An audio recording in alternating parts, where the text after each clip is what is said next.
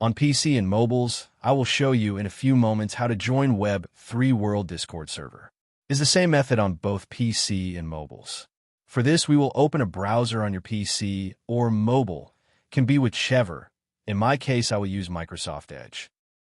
Now click on the URL bar and type this URL to be able to join this Discord server.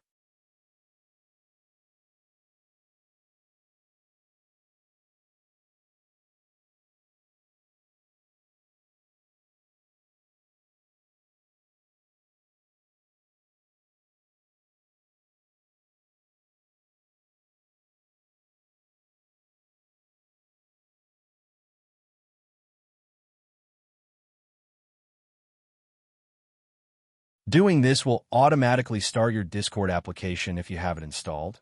Then click Join, and you'll have access to the Discord server.